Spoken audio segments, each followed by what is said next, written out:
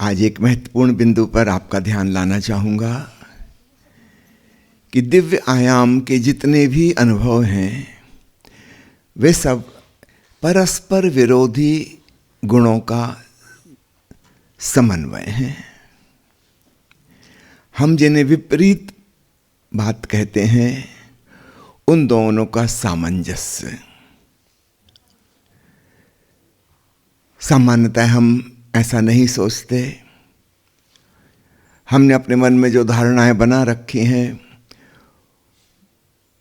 उसके पीछे हमारे मनोवैज्ञानिक कारण हैं। वो सत्य नहीं है लेकिन हमारी साइकोलॉजी से वो सूट करती हैं। उदाहरण के लिए करोड़ों साल तक हमारे पूर्वज यानी हम खुद ही उस रूप में जंगलों में रहे, अंधेरे में रहे, बहुत भय था, डर था, प्रकाश में सुरक्षा महसूस होती थी। हम कुछ कर सकते हैं, शेर आ गया हम पेड़ पे चढ़ जाएंगे, प्यास लगी है पानी का सरोवर खोज लेंगे, भूख लगी है कहीं फल खोज लेंगे, कुछ कर सकते हैं। रात अंधेरे में अचानक हम बिल्कुल असहाय हो जाते हैं, भागेंगे दौड़ेंगे, कहीं गड्ढे में खाई में गिर सकते हैं, हाथ पैर टूट जाएंगे, जंगली जानवर अटैक कर सकते हैं। धीरे धीरे मृत्यु अंधेरे जैसी हमें लगने लगी और जीवन प्रकाश जैसा लगने लगा। यद्यपि यह सत्य नहीं है किंतु हमारे लाखों साल का अनुभव कि अंधेरा, काला रंग,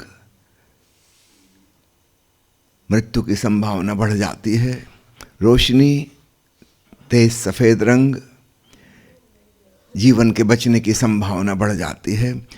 अब ये हमारे भीतर की साइकोलॉजी है, फियर की, डर की। हम अंधेरे से डरते हैं। फिर हम ईश्वर की जो धारणा बनाएंगे इस मनोविज्ञान के आधार पे हम बनाएंगे इसका विपरीत। हम जिसे पसंद करते हैं हम चाहते हैं कि ईश्वर वैसा हो। आप मेरी बात समझ रहे हैं ना? हम जिसे नापसंद करते हैं हम नहीं चाहते कि ईश्वर वैसा हो। ये हमारी चाहत है, हमारी कामना है। हम चाहते हैं कि परमात्मा प्रकाश में हो, लेकिन हमारे चाहने से तो नहीं होगा।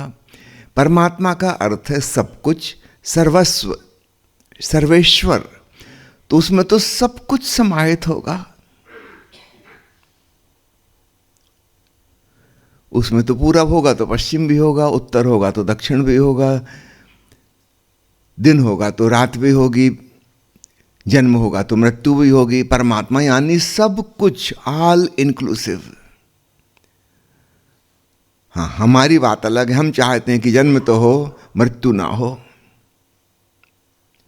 ये हमारी चाहत है लेकिन इसका सत्य से कोई लेना देना नहीं।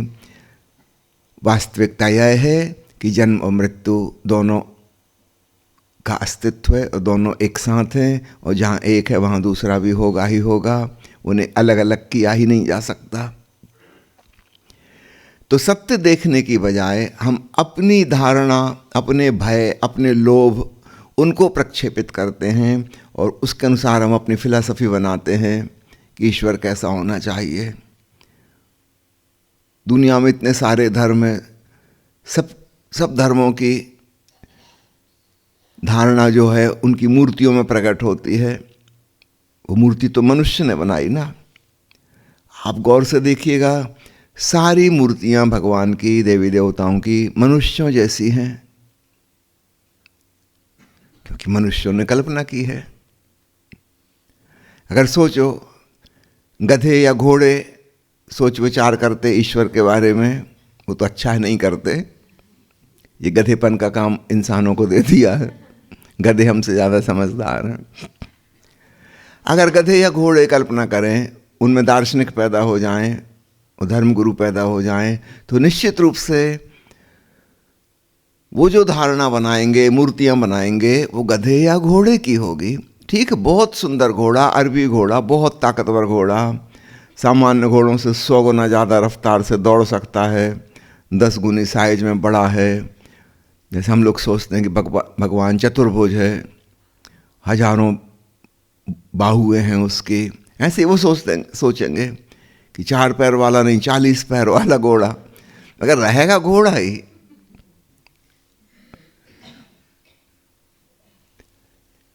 जैसे हम उनकी धारणा पे हंस रहे हैं, क्या हमारी धारणाएं हास्यास्पद नहीं है?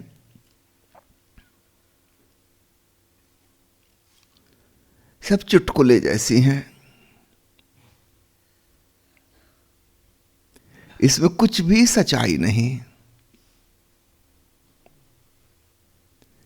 हम कहते हैं परमात्मा करुणावान है, क्यों? हम चाहते हैं कि कोई हम पे दया करे, करुणा करे। है कि नहीं है ये हमको नहीं पता, लेकिन हम चाहते हैं कि करुणावान हो। पूरा ईसाई धर्म उसी पर खड़ा है कि तुमने अपराध किए हैं, गलती की हैं, क्षमा मांग लो, भगवान दयालु है, हम तो उसके बच्चे समान हैं, वो माफ कर देगा। इसलिए ईसाई धर्म का इतना फैलाव हो सका। तुम करते रहो अपने दुष्कर्म, बस बाद में क्षमा मांग लो। भगवान करुणावान है, रहीम है, रहमान है।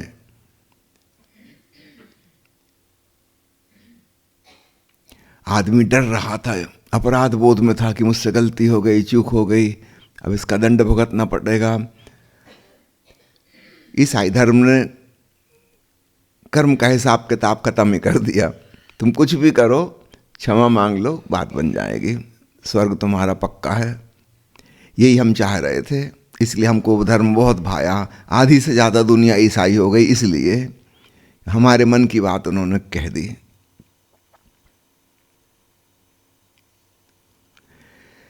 हमारे सारे धर्म, ईश्वर की सारी धारणाएं, हमारे सारे दार्शनिक सिद्धांत इस प्रकार के हैं, हमारे मानसिक कमजोरियों पर आधारित। हम चाहते हैं कि वह दयालु हो, क्योंकि हमसे भूल चूक हो रही, हम गलती कर रहे हैं। अगर वो न्यायप्रिय है, वो दंड देगा, तब तो फिर बड़ी मुसीबत हो जाएगी।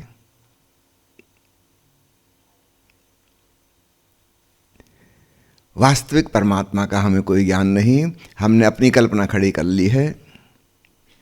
हर बच्चा जब तक उसके माता पिता जीवित हैं निश्चिंत जीता है, लापरवाही से जीता है, उसको किसी चीज़ की फिक्र करने की ज़रूरत नहीं। माता पिता उसकी देखभाल कर रहे हैं, उसका हाथ पकड़ के चल रहे हैं। फिर आखिर एक दिन आता है, माता पिता इस दुनिया में नहीं रहे, वह अनाथ महसूस करता है, असहाय महसूस करता है, कोई मार्गदर्शन करने वाला नहीं रहा, कोई अनुभवी व्यक्ति जो उनको गाइड कर सके। अब वो चाहते हैं कि कम से कम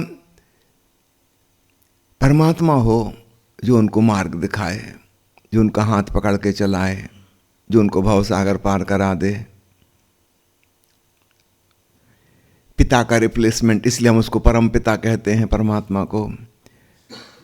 जो मातृ प्रधान सोसाइटी थी, उन्होंने परम माँ कह के पुकारा, ईश्वर को भी माँ का रूप दे दिया कि वो तो ममतामयी है, दयालु है, करुणावान है, और हम नादान बच्चे हैं, वो हमारी देखभाल करेगी। ऐसा सोच के हमें बड़ी राहत मिलती है। याद रखना, सत्य से इसका कोई लेना देना नहीं है, लेकिन हमारे जीवन में माता पिता नहीं रहे और हम चाहते हैं कि माता पिता जैसा एक फिगर, बल्कि बहुत शक्तिशाली फिगर हो। छोटे छोटे बच्चों को देखो, जब वो अपने पापा की बातें करते हैं आपस में, मेरे डैडी ऐसे हैं, वो ये कर सकते हैं, वो कर सकते हैं, खूब बढ़ा चढ़ा के बताते हैं। वो एक्चुअली वो चाहते हैं कि उनका पिता बहुत शक्तिशाली हो, तभी तो दूसरों से रक्षा कर पाएगा, इनकी कामनाएं पूरी कर पाएगा। वो चाहते हैं ऐसा हो। फिर वही चीज़ हम परम पिता पे लागू कर देते हैं। वह सर्वव्यापी है, सर्वज्ञाता है और सर्वशक्तिमान है, और हमारी प्रार्थनाएं सुनता है। हम चाहते हैं कि सुने, यद्यपि आज तक इसका कोई प्रमाण नहीं मिला, लेकिन हमारी चाहत कि जो काम हम खुद नहीं कर पा रहे हैं, हम परमात्मा से प्रार्थना कर दें और वो पूरा कर दे। ऐसा हम चाहते हैं। ये हमारा आलस्य है, हमारी अकर्मण्यता है, हम में बुद्धि की कमी है, हम सब काम नहीं कर पाते। हम चाहते हैं कि हे प्रभु तू संभाल। ऐसा सोच के हमें बड़ी राहत मिलती है, सांत्वना मिलती है। याद रखिए, यह सत्य नहीं है, यह सांत्वना है। हमारी मनगढ़ंत, इसका कोई प्रमाण कहीं नहीं मिलता, फिर भी हम माने चले जाते हैं, वरना जीना मुश्किल हो जाए, रात की नींद उड़ जाए अगर सारी जिम्मेवारी हमारे कंधों पे आ जाए।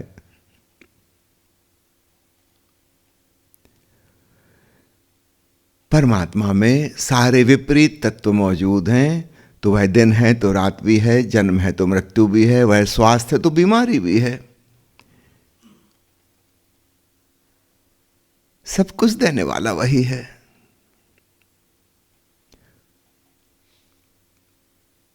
क्यों आपसे यह बात कह रहा हूं? क्योंकि जिन दिव्य आयामों में हम गति कर रहे हैं, याद रखिएगा, वहां ध्वनि भी है और ध्वनि नहीं भी है। भीतर के अनहदनाथ को हम कह सकते हैं ध्वनि रहित ध्वनि। तो जैसी सामान्य ध्वनियां हम जानते हैं, वैसी कोई ध्वनि वहां नहीं है जो दो चीजों की टक्कर से पैदा होती है, लेकिन फिर भी एक ध्वनि है। तो विपरीत का समागम, वह जो प्रकाश है उसमें अंधकार समाहित है, दोनों चीजें एक साथ मौजूद हैं।